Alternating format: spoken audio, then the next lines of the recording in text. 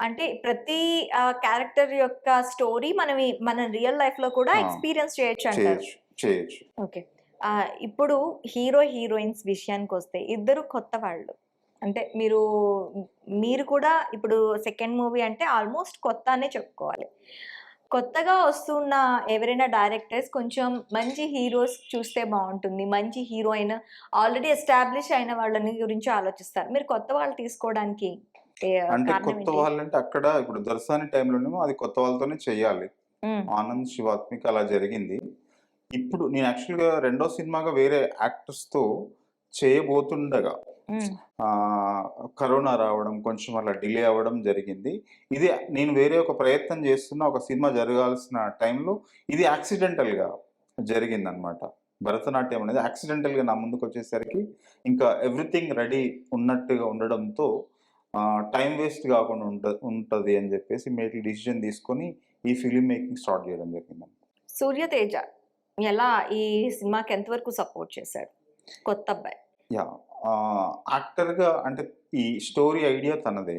హుహు. సో, దాంట్లో నుంచి తనకు తెలుసు ఆ క్యారెక్టర్. తను హీరోగా చేయాలనుకున్నాడు ఆ క్యారెక్టర్‌లో. సో, తనకి తెలుసు పూర్తిగా. ఏ యాక్టర్‌కైనా గూడా అంటే ఏ రైటర్‌కైనా గూడా ఆ కథ వాళ్ళకంటే పక్క వాళ్ళకి ఇంకెక్కువ ఎవరికేం తెలియదు. రాసిన వాళ్ళకే ఎక్కువ తెలుసు కదా! సో, తను ప్రొటాగనిస్ట్‌గా ఊహించుకుంటూ రాసినదే. దాంట్లో భాగంగా తను కెమెరా ముందుకొచ్చినప్పుడు అది కొంత హెల్ప్ చేసింది. యాక్టర్‌గా కొత్త అయినప్పటికిని హ్మ్. క్యారెక్టర్ తాలూకు ఇన్ఫర్మేషన్ ఎక్కువ తెలుసు కదా! అది హెల్ప్ అయింది తనకి. హెల్ప్ అయ్యి చేయడానికి బాగా ఉపయోగపడింది. సో, అసిస్టెంట్ డైరెక్టర్‌గా అంటే అసిస్టెంట్ డైరెక్టర్స్ అనేవాళ్ళు హీరోలుగా ఏమి ఉండరు గదా! మన పక్కింటి అబ్బాయి లాంటి క్యారెక్టర్సే. అవును. సో, అది తను అలాగే ఉండడము ఆహ్, తను అనుకోని రాసిందే కాబట్టి ఇప్పుడు ఈజీ అయింది. తను ఆ రోల్‌లో ఫిట్ అవ్వడానికి. ఓకే. మరి హీరోయిన్ 'మీనాక్షి' సంగతేం చెప్తారు? మీనాక్షిని ఎట్లా కాస్ట్ చేశానంటే ఈ క్యారెక్టర్ నార్త్ ఇండియన్ ఓకే. కథలో ఇక్కడ నార్త్ ఇండియన్ నుంచొచ్చి ఇక్కడ హైదరాబాద్‌లో సెటిల్ అయిన వెల్ సెటిల్డ్ అంటే హీరో కంటే ఇంకా మంచి పొజిషన్‌లో ఉండే లాంటి క్యారెక్టర్ అది. ఈ అమ్మాయి మాకు ఆడిషన్‌కొచ్చినప్పుడు north Indian, Rajasthan. Meenakshi. So, నాకు ఆ క్యారెక్టర్‌లో కరెక్ట్‌గా కనబడింది. దాంట్లో నుంచి ఆమెకి తెలుగు అస్సలు రాదు. మన హుహు. దగ్గరికొచ్చే సమయానికి. బట్ ఈ అమ్మాయి కరెక్ట్. ఈ అమ్మాయి ఆ లుక్‌లో ప్రాపర్‌గా ఉంది ఆ క్యారెక్టర్‌లో అని జెప్పేసి ఒక ఏడీనిచ్చి కంప్లీట్‌గా ఇంకా మేము ప్రీ ప్రొడక్షన్ జేస్తున్న టైంలోనే మార్నింగ్ నుంచి నైట్ వరకి మాతో ఉండి తను ప్రాక్టీస్ చేసేది ఆఫీస్‌లో. తన ఓకే. సీన్స్ అన్నీ. చాలా కష్టపడి చేసింది. ఫైనల్‌గా ఈరోజు చాలా నీట్‌గా చాలా బావుంటది క్యారెక్టర్. ఓకే. అంటే మీరు నార్త్ ఇండియన్ అంటున్నారు. తెలుగు వాళ్ళకి ఛాన్స్ ఇస్తే బావుంటుందని తెలుగు వాళ్ళంటున్నారు. అక్కడి నుంచి ఎందుకు తీసుకున్నారు? ఆ క్యారెక్టర్ నార్త్ ఇండియన్ గదా! క్యారెక్టర్. ఓకే. సినిమాలో క్యారెక్టర్ నార్త్ ఇండియన్ గదా! అది న్యాచురల్‌గా ఉంటుంది. నార్త్ ఇండియన్ అమ్మాయిని తీసుకుంటే న్యాచురల్‌గా ఉంటదని. అట్లనేం ఏం లేదు. ఆహ్, ఇప్పుడు 'దొరసాని'లో శివాత్మిక తెలుగు అమ్మాయే కదా! హ్మ్. ఇక్కడ 'శివాత్మిక.' ఇక్కడ కుదరలేదు అంతే. ఓకే. ఇప్పుడు ఆహ్, ప్రొడ్యూసర్ విషయానికొస్తే ఎంత వరకు దీన్ని బేర్ చేయగలిగారు? చిన్న మూవీస్ అయినా కూడా ఇప్పుడు బడ్జెట్‌లో తీసుకున్నట్లయితే మినిమమ్ ఒక 25-50 వరకు ఇలా అవుతూ ఉన్నాయి చిన్న మూవీస్ అయినా కూడా. కరెక్ట్. ఎంత వరకు బడ్జెట్ అయింది? తను ఎంత వరకు ఇచ్చేశారు? జనరల్‌గా ఫిల్మ్ మేకింగ్ అనేది చాలా కష్టమైన ప్రక్రియ. అది 24 క్రాఫ్ట్స్. ఆ! ఫిజికల్‌గా ఎంతో స్ట్రెయిన్ ఉంటుంది. మెంటల్లీ ఎంతో స్ట్రెంత్ ఉండాలి. చాలా టైం ఇవ్వాలి. అట్లాంటిది ఒక ఫీమేల్ పాయల్ గారు.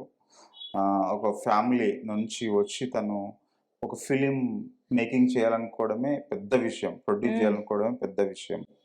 అది ఫైనాన్షియల్ రిలేటెడ్ చాలా హ్యూజ్ క్రోర్స్ ఆఫ్ మ్యాటర్‌తో రిలేట్ అయిన అంశం. తర్వాత వాళ్ళు ఫిల్మ్ బ్యాక్‌గ్రౌండ్ కాదు వాళ్ళది. హ్మ్. అయినప్పటికీ ఇవన్నీ బ్యారియర్స్ ఉన్నప్పటికీ తన ఏదైతే సినిమా చేయాలనేది గోల్ ఉందో దాన్ని అది ఆమెని ఇక్కడ తీసుకొచ్చి ప్లేస్ చేసింది. ఒక పాయింట్. రెండో పాయింట్ సినిమా చేస్తున్న ప్రాసెస్‌లో అంటే నేనొక సినిమా చేసిన ఎక్స్‌పీరియన్స్ ఉన్న డైరెక్టర్‌నని తను అనుకుంటూ కంప్లీట్ నాకు వదిలేశారు. ఆహ్, అంటే నేను ఏది చేస్తే వాళ్ళు చూస్తూ ఉన్నారు. పక్కన కూర్చొని చూస్తూ ఉన్నారు కానీ, ఇదెందుకు? ఇదెలా? ఇదే ఏంటి?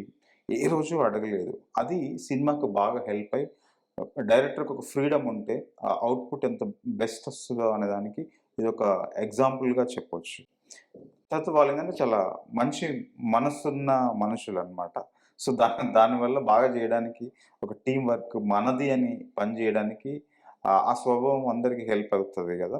అది జరిగింది ఈ ఫిల్మ్ విషయంలో. పిఆర్ ఫిలిమ్స్‌కి ఇదొక రైట్ స్టార్ట్ రైట్ ఫస్ట్ ప్రాజెక్ట్‌గా ఉంటుంది. తను బెస్ట్ ప్రాజెక్ట్స్ చేస్తారు. ఈ ఈ అరౌండ్ 20 మంత్స్‌గా తనని చూస్తున్నాను నేను. వాళ్ళు మంచి ప్రాజెక్ట్స్ చేస్తారు.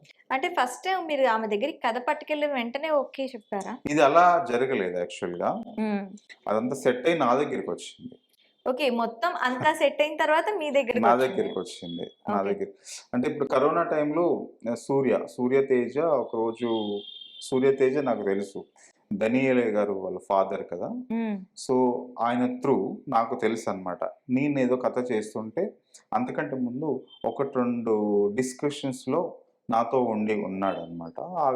ఆ పరిచయంలో భాగంగా ఒకరోజు ఒక కథ మీకు చెప్తానన్నా మీకెలా అనిపిస్తుందో చెప్పండి అని జెప్పేసి ఒక కాఫీ షాప్‌లో కూర్చొని చెప్పాడు. కరోనా యాక్చువల్లీ టైంలో. తన మూవీకి తనే అసిస్టెంట్ డైరెక్టర్‌గా కథ మీకు వినిపించాడు. ఓకే. నెరేట్ చేశాడు.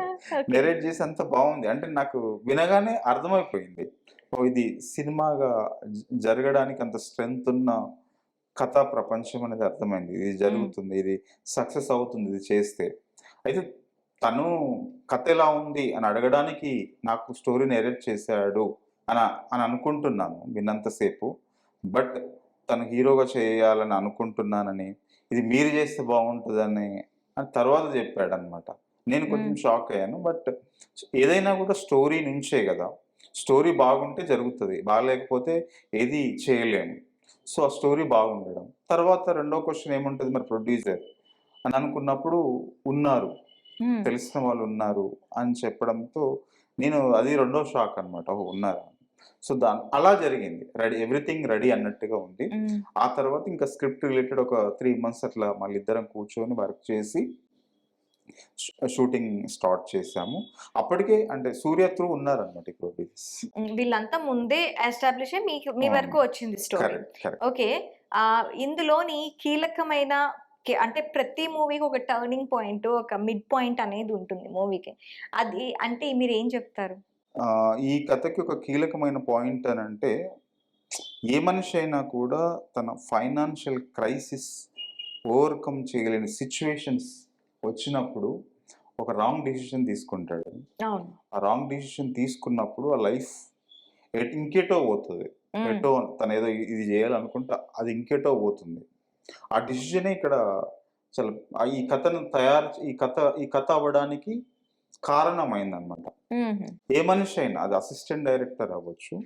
ఇండివిడ్యువల్‌గా ఇంకే పర్సన్ అయినా కూడా ఒక క్రైసిస్ పాయింట్ ఒస్తది. ఆ టైంలో తీసుకున్న డెసిషన్ వాడి లైఫ్‌ని రైట్‌కి తీసుకెళ్తదా? రాంగ్‌కి తీసుకెళ్తదా? చెప్పలేము. ఆ ఎలిమెంట్ ఈ కథలో ఉంటుంది. అది ఇంపార్టెంట్ పాయింట్ ఈ ఓకే. కథలో. చివరిగా భరతనాట్యం చూడాలి అనుకునే ప్రేక్షకులకి మీరేం చెప్తారు? ఇది ఇప్పుడు ఎవరైనా గూడా థియేటర్‌కి ఎందుకు వెళ్తాం? మనం ఆనందించడానికి వెళ్తాం. అవును. ఇది దాన్ని ఉద్దేశించే అద్భుతంగా చెప్పబడిన కథ.